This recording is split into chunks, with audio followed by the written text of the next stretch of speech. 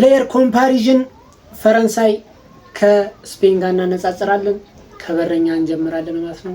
ማግናን ከኡናይ ሲሞን ጋር። ኡናይ ሲሞን የዴላ ፎንቴ በጣም ተወዳጁ ነው። እኔ በሁሉም ቪዲዮዎች ላይ እናገራለሁ።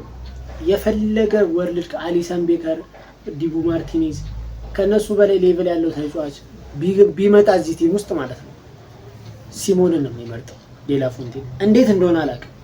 ሁለቱም በረኞች ከሱ የተሻሉ ናቸው። በነገራችን ላይ ጋርሻም ዴቪድ ራያም ከሱ የተሻሉ በረኞች ናቸው፣ ግን ኡናይ ሲሞንን ይመርጣል።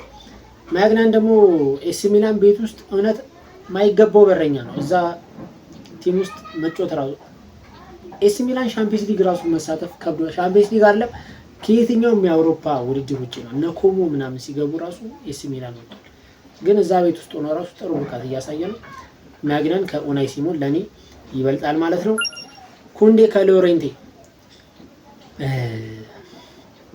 ሎሬንቴ ምን መሰላችሁ የመሃል ሜዳ ተጫዋች ነው፣ ግን ወደዛ መስመር ላይ ከመጣ በኋላ ባለፈው አትሌቲኮ ማድሪድ ነው ቤት ውስጥ በጣም ወሳኝ ሚና የነበረው ተጫዋች እሱ።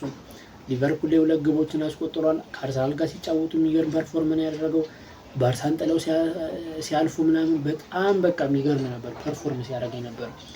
ኩንዴ ደግሞ ማጥቃት ላይ ደካማ ነው ለኔ ማለት ነው። መከላከሉ ላይ ይሻላል ከማጥቃት።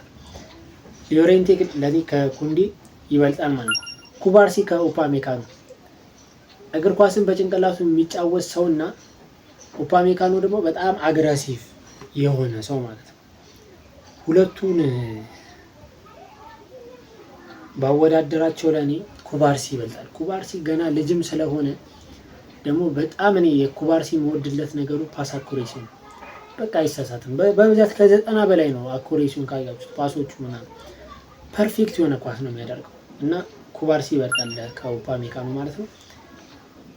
እሺ ላፖርቴ ከሳሊባ ጋር። ሳሊባ እኮ ወርልድ ክላስ ተከላካይ ነው። እኔ በየቪዲዮዎቹ እናገራለሁ። ሳሊባ የወቅቱ የዓለማችን ምርጡ ተከላካይ ነው። ምርጡ በዋጋም በብቃትም በሁሉም ነገር በዚህ ሰዓት የዓለማችን ምርጡ ተከላካይ ዊሊያም ሳሊባ ነው። ስለዚህ ከሁሉም ተከላካይ ይበልጣል ነው። ሳሊባ ከላፖርቴ በደንብ አድርጎ ይበልጣል። ዲኝ ከኩኩሬላ። የዲኝ ክሮሶች በጣም ደስ ይሉኛል። በነገራችን ላይ የሚያደርጋቸው ክሮሶች በቃ ሃይቦሎቹ ምናምን በጣም ነው ደስ የሚሉት። ኩኩሬላ ደግሞ ማስቲሽ የሆነ ሰው ማስቲሽ በቃ የሆነ ተጫዋች ጋር ልጥፍ ካለ ልጥፍ ነው፣ አይፈታ ነው። ከዲኝና ከኩኩሬላ መረጥ ብባል ኩኩሬላን አልወደውም፣ ግን ይበልጣል በብቃት ከዲኝ ኩኩሬላ የተሻለ ተጫዋች። እሺ ቾሜኒ ከሮሪ። ቾሜኒ አደጋ ላይ ያለ ተጫዋች ይመስለኛል። ከማድሪድ ቤት ውስጥ ራሱ ሊለቅ ይችላል። በባለፉት 2 ጨዋታዎች ራሱ አሰልጣኙ የተጠቀመው ኮኔን ነው፣ ዴሾ ማለት ነው። ፈረንሳይ ብሔራዊ ቡድን ላይ ኮኔን የተጠቀመው። አሁን ወደ አሰላለፍ ተመልሷል ከስዊድን ጋር ሲጫወቱ። ሮዲ ደግሞ ሮሪ ነው። ጸባዩ ነው እንጂ ሮሪ የሚያስጠላው ብቃቱ ምርጥ ነው። ስለዚህ ሮሪ ከቾሜኒ ይበልጣል ማለት ነው። አድሪያን ራቢዮት ከፔድሪ ጋር ቦክስ ቱ ቦክስን በመጫወት ከሆነ ራቢዮት አሪፍ ነው ቦክስ ቱ ቦክስ ሲጫወት። የዴሾ ደግሞ በጣም ተወዳጁ ነው። ምንም በቃ እኔ 3 ጨዋታ 4 ጨዋታ ተጫውቶ ምናምን ጥሩም ፐርፎርማንስ ያደርግ የሚመረጥ ተጫዋች ራቢዮት ነው። እዚህ ቲም እዚህ አስተላለፍ ላይ እንዴት እንደገባ በሱ ቦታ እኔ እንጃ። እኔ ግን በጣም ይወዷል በቃ ዴሾ። ግን ፔሪን እንደምታውቁት ፔሪ ነው ሲጀመር። እዚህ መሀል ሜዳ ላይ እነ ያማል እነ ሌቫንዶስኪ 2 ጎል አግብተው እነ ራፊኒ አሲስት ምናምን አድርገው የጨዋታው ኮከብ ማን ነው ሲባል ባርሴሎና ላይ ፔሪ ነው። በቃ ፔሪ ቁጥሮች ማይገልጹ ተጫዋች ታውቃላችሁ አይደል?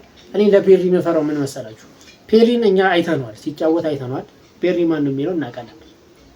ግን የወደፊት ትውልድ ቁጥር ከሆነ የሚያየው ፔሪ የሚዘነጋ የሚረሳ ተጫዋች እሱ እውነት ያሳዝነኛል። ምክንያቱም በጣም የሚገርም ፐርፎርም እያደረገ ግን ቁጥሮች ላይ ብዙም ነው፣ አሲስት እና ጎል ላይ ብዙም ነው።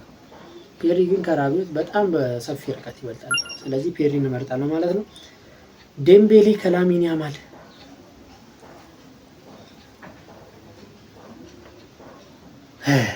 ይሄ ከባድ ምርጫ ነው፣ ከባድ ማለት ነው።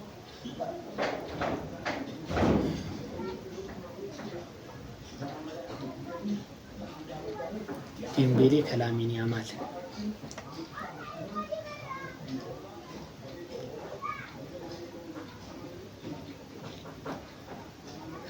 እኔ በምን ልለያችሁ መሰላችሁ? ሁለቱም ምርጥ ተጫዋቾች ናቸው፣ ግን ባላቸው ወርክ ሬት በቃ ዴምቤሌ ይበልጥብኛል። እኔ ስኪል ላይ ምናምን ላሚን ያማል ምርጥ ነው፣ አንድ ለአንድ ግንኙነት ላይ ዴምቤሌ በጣም ቅርብ እያለኝ ነው፣ ግን ዴምቤሌ ይበልጣል ከላሚን ያማል።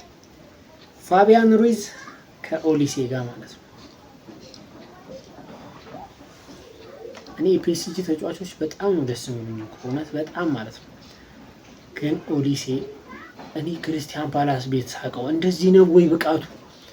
ሙኒክ ቤት ውስጥ ከፓላስ ወደ ሙኒክ ሲዘዋወር ሙኒክ ምን ሆኖ ነው እስክል ድረስ ዩናይትድ ደግሞ በጊዜው በጣም ሲፈልጎ ነበረ። ሙኒክ ምን ሆኖ ነው ሄዶ ራሱ የሚሳካለት አልመሰለኝም። ግን እንደዚህ ቶፕ ሊሆን ቀርቶ ማለት ነው። በጣም በጣም የሚገርም ልጅ ነው ኦሊሴ በጣም እኔ ደግሞ በጣም እዚህ ዓለም ዋንጫ ላይ እያስደነቀኛል፣ እውነት በጣም እያስደነቀኛል። ስለዚህ ኦሊሴ ይበልጣል። እኔ ፋቢያን ሩይዝ ምን ያህል እንደምወደው ታውቃላችሁ፣ ግን ኦሊሴ ግን ይችላል፣ በጣም ይችላል። እሺ ባርኮላ ከዳኒ ኦልሞ ጋር ይሄ ልጅ ፊኒሽንጉን ቢያስተካከል የሚገርም ልጅ ነው። የሚገርም ልጅ ግን ፊኒሽንጉን ይቀረዋል። በጣም ይቸኩላል መሰለኝ። ይፈጠንና ስፒድ ላይ እያለ ነው ኳሶችን የሚመታው የሚወስነው ውሳኔዎችን መሰለኝ ሄዶ ይበላሽበታል። ዳኒ ኦልሞ ከጉዳት ጋር እየታገለ የሚጫወት ተጫዋች ነው። ባርኮላ ይበልጣል። በቃሽ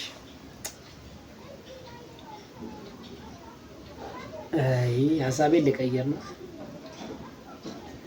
ኦልሞ ይለይብኛል። በቃ እየፈተኑኝ ነው። ይሄ የማጥቃት መስመሩ እየፈተነኝ ነው፣ ግን ኦልሞን መረጥኩ። እሺ ኪሊያን ኤምባፔ ከሚካኤል ኦያርዛባል ጋር ማለት ነው።